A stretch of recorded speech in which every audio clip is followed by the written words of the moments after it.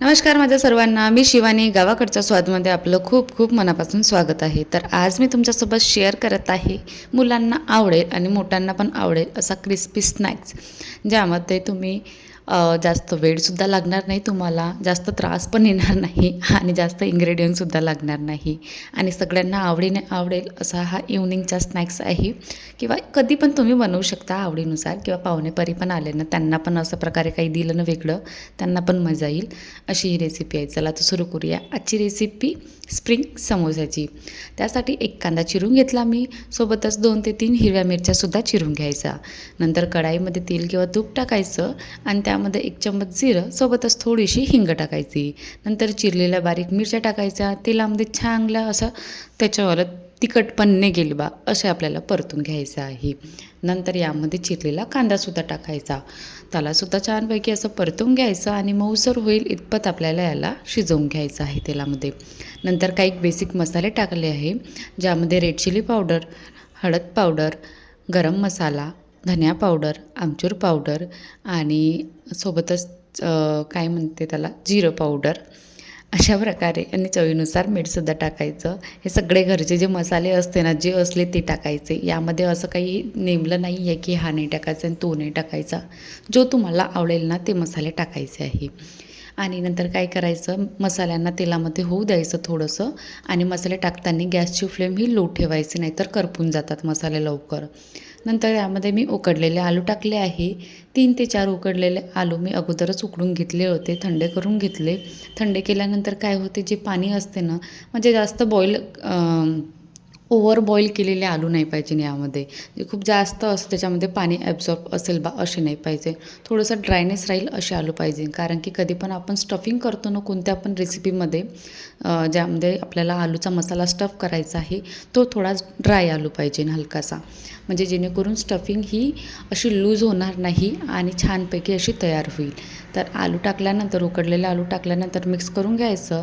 नंतर त्यामध्ये कोथिंबीर, सोबतच लिंबाचा रस आणि चाट मसाला टाकायचा आणि मिक्स करून याला थंड करून घ्यायचं. नंतर गॅस बंद करून घ्यायची, थंड व्हायला ठेवून द्यायचं. जोपर्यंत मसाला थंड होत आहे तोपर्यंत आपल्याला मैदा भिजवून घ्यायचा आहे. डो तयार करून घ्यायचा आहे. त्यासाठी मी 2 कप मैदा पाहिजे, बट मी 1.5 कप होता माझ्याकडे, तर मी 1.5 कप घेतलेला आहे. तुम्ही 2 कप घ्यायचा. त्यामध्ये चवीनुसार मीठ, सोबतच थोडंसं ओवा टाकायचा हातावर मसलून आणि मोहनमध्ये टाकताना तुम्ही गरम तेल किंवा तूप टाकू शकता 2 चमचा जवळपास आणि पूर्ण मैद्याला असं चोळून लावून घ्यायचं. नंतर त्यामध्ये थोडं थोडं करून पाणी टाकायचं आणि आपल्याला याचा सेमी सॉफ्ट असा डो तयार करायचा आहे.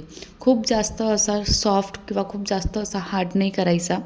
सेमी सॉफ्ट किंवा सेमी हार्ड असं म्हणू शकता, असा डो तयार करायचा आहे, जसं की समोसासाठी आपण तयार करतो. डो तयार करून झाला की याला 5-10 मिनटं रेस्ट करायला ठेवून द्यायचं आणि तोपर्यंत तेल गरम करायला ठेवून द्यायचं.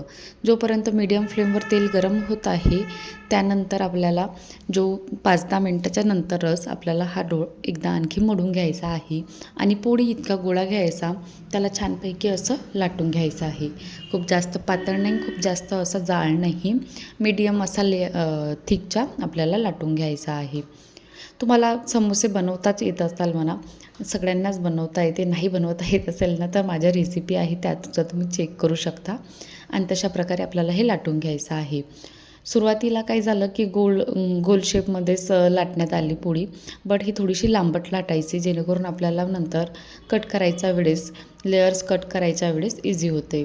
तर अशा प्रकारे लाटल्यानंतर मी एजेस कट करून घेतल्या आणि चाकूने असं कापून घेतलेले आहे लेयर्स छोट्या छोट्या छोट्या. आणि शेवटची जी एंडिंगची आहे ना, तिला तिथपर्यंत नाही कापायची आहे, तिथे हलकंसं पाणी लावून असं थोडंसं स्प्रेड करून घ्यायचं आहे. नंतर जो बनवलेला मसाला होता तो थंड झालेला आहे, त्याला अशा प्रकारे ठेवायचं त्यामध्ये सिलेंड्रिकल शेपमध्ये आणि नंतर साईडच्या एजेसनासुद्धा पाणी लावायचं हलकं हलकंसं, जेणेकरून ते आपल्याला छानपैकी असं आतमध्ये मसाला फिलअप करता येईल, म्हणजे चिपकेल आणि बाहेरसुद्धा स्टफिंग निघणार नाही. नंतर असं रोल करत आणायचं आणि बघू शकता आपण ज्यावेळेस शेवटच्या एंडिंगला थोडंसं लावलं होतं पाणी, त्याच्यामुळे कसं इझिली पटकन चिपकून घेतलं. ह्यासाठी आपल्याला ते पाणी लावून असं स्प्रेड करून घ्यायचं होतं. तर अशा प्रकारे प्रकारे रिंग तयार करून झाली होती एक. मी तुम्हाला आणखी 1-2 रिंग तयार करून दाखवते, जेणेकरून तुम्हाला बनवताना सोप्या जाईल. तर अशा प्रकारे पोळीपेक्षा थोडासा लहान गोळा घ्यायचा आणि त्याला असा लांबट लाटून घ्यायचा आहे. एकसारखा लाटून घ्यायचा आणि नंतर साईडचा एजेस तुम्ही आवडेल तर कट करू शकता किंवा नाही कट केलं तरी काही हरकत नाही, पण कट करून घ्यायचं हलकंसं, जेणेकरून बरोबर शेपमध्ये आपल्याला रिंग तयार करता येईल. नंतर तुम्ही एकतर पिझ्झा कटरने सुद्धा कट करू शकता लेयर्स किंवा अशा प्रकारे चाकूने सुद्धा करू शकता आणि अशा प्रकारे याला आपल्याला रिंग तयार करून घ्यायचं आहे रोल करताना. मी एकदा आणखी तुम्हाला दाखवते. ह्यामध्ये थोडंसं काय झालं की व्हिडिओ जास्तच फास्टमध्ये होऊन गेला होता, तर बरोबर दाखवण्यात आलं नाही. मी आणखी एक करून दाखवते. तर लाटल्यानंतर असं पिझ्झा कटरनी कट करायचं, म्हणजे छानपैकी अशा बारीक बारीक आपल्याला लेअर तयार करता येते.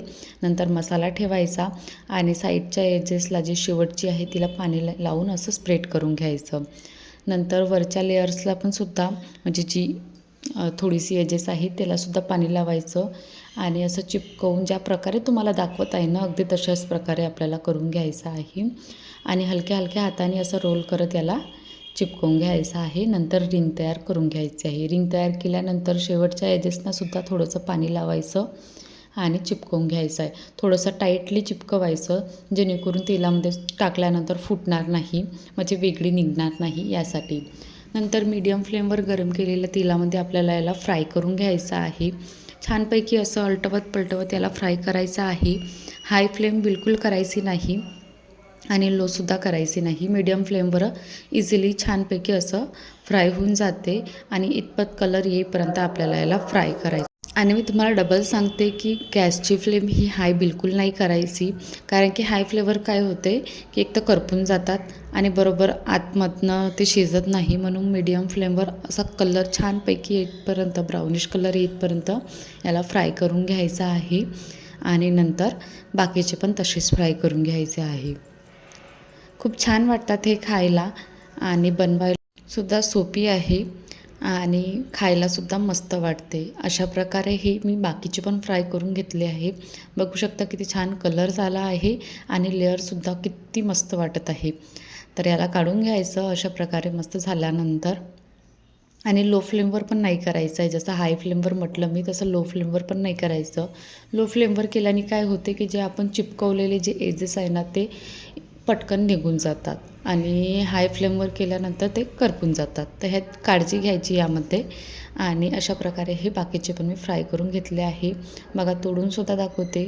तुम्ही याला सॉससोबत किंवा असं पण किंवा चटणीसोबत ज्याच्या पण तुम्हासोबत आवडत असेल ना त्याच्यासोबत तुम्ही खाऊन एन्जॉय करू शकता आणि मस्त वाटते अगदी खायला, क्रिस्पी आणि मसालेदार मस्तपैकी चटपटा असं.